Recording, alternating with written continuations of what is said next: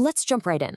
Today we're digging into something that honestly feels like a true crime thriller, but it takes place right under the fluorescent lights of a standard corporate office. If you caught episode 102, you already know we're looking at the wild case of a stolen live demo. We are going to break down exactly how a massive corporate cover-up totally unraveled. And the best part? It wasn't exposed by some dramatic, screaming match. Nope, it was caught by the quietest, most undeniable witness in the entire building. System metadata. You know, strategy lead Maya Carter really hit the nail on the head here when she said, the dangerous documents never look dangerous first. I mean, think about that. Massive office lies are rarely blown open by some cinematic Hollywood hacking sequence, right? They're usually exposed by a tiny, boring, completely harmless-looking digital record. Just an ordinary file that stubbornly refuses to go along with the lie. And that is exactly what happened here when a quiet operations coordinator decided, well, she decided to actually read the fine print. All right, so let's kick things off with Chapter 1, Lời nói dối hoàn hảo, the perfect corporate lie. So here is where we see this crazy contrast between the official story and reality. On one hand, you've got Evan. Evan is your classic polished executive. Tons of leadership presence. And he had the nerve to confidently claim that he personally rebuilt this entire product launch demo overnight. But then, on the other hand, you have Sofia Lane. She's an operations coordinator, and she is the actual, quiet creator who built the working file from scratch. Now, in a toxic culture, people stealing credit rarely call it stealing, do they? They dress it up. They call it alignment or leadership visibility. Evan totally leveraged his stage presence to claim the win, basically banking on the assumption that Sofia would just stay quiet for the sake of the team. Naturally, when people started asking questions, Evan had a perfectly crafted defense lined up. He just smoothly brushed it off, saying, oh, metadata is meaningless because several people touched the demo during rehearsal. See what he did there? He tried to wave away the digital audit trail as just messy team collaboration. He wanted everyone in that room to trust his confident executive voiceover over the computer's actual memory. And honestly, it sounded reasonable at first. It sounded like a team player just trying to avoid drama. But thankfully, the team decided to follow the cold, hard records instead of the noise. Which brings us to Chapter 2, Cuộc điều tra siêu dữ liệu, the metadata investigation. Sofia didn't try to defend herself with tears or anger. Instead, she used her biggest advantage, fresh eyes. She looked exactly where the seasoned execs usually skip right over. We're talking the Properties panel, the Activity tab, the Attached Notes, and the literal file timestamps. She started asking the really useful questions. What exactly changed? Who changed it? And who suddenly gained power when it changed? She figured out pretty quickly that while panic gives powerful people time to cover their tracks, staying absolutely calm makes the digital record speak a whole lot louder. And when you bring in the experts, man, things get crystal clear fast. IT specialist Jordan Price didn't show up with some flashy terminal screen. He just brought in raw export data. Just 3 simple columns: object, owner, timestamp.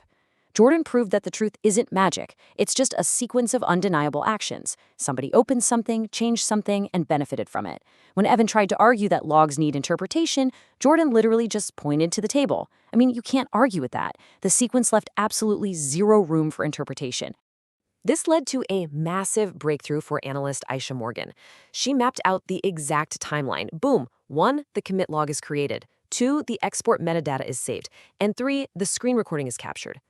By lining up these 3 specific isolated system records, Aisha definitively proved, without a shadow of a doubt, that Sofia created the working build. At this point, that official story Evan was selling, it was becoming literally impossible to keep alive. Let's move to Chapter 3, Lập bản đồ bằng chứng, mapping the evidence. So here's the thing. People who treat background tasks like they're invisible always seem to forget one crucial detail. Invisible work sees everything. Executive Assistant Nina Ross brought out the receipts, the background records. We're talking calendar exports, saved drafts, email forwarding trails, and meeting notes.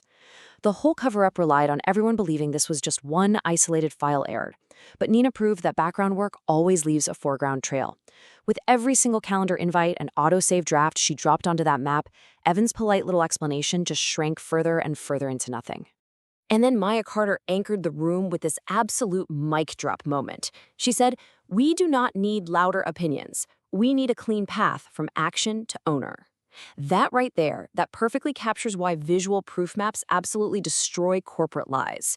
They suck all the air right out of those polite excuses. They take vague fears and give them a highly tangible shape. When you connect the dots visually like that, the timeline starts speaking for itself before anyone even has a chance to confess. This takes us right into Chapter 4, doingmatsurubaoche, confronting the cover-up. Aisha then asks the most vital question of the entire investigation. Who benefits if this stays hidden? Wow. That was the moment everyone in the room completely stopped pretending. By just saying that out loud, Aisha shifted the entire narrative. It was no longer a harmless process glitch. It was deliberate malice. You see, office lies thrive when the harm they cause is kept vague. But the literal second you ask who specifically benefits, the whole lie just collapses under its own weight. It is fascinating to watch the old corporate culture try to fight back here.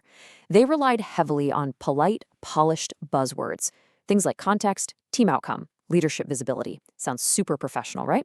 But Maya literally took those slick words and placed them side by side with the new evidence. Hard timestamps, changed records, omitted names. And guess what? Every single polished phrase Evan tried to hide behind instantly fell apart when forced to stand next to a cold, undeniable timestamp. No contest.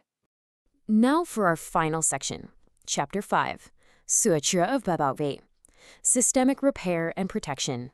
You have to understand, a system where people steal credit survives on private repairs. You know, a manager sends a quiet little "my bad" email, everyone moves on, and future employees are left totally exposed to the exact same behavior.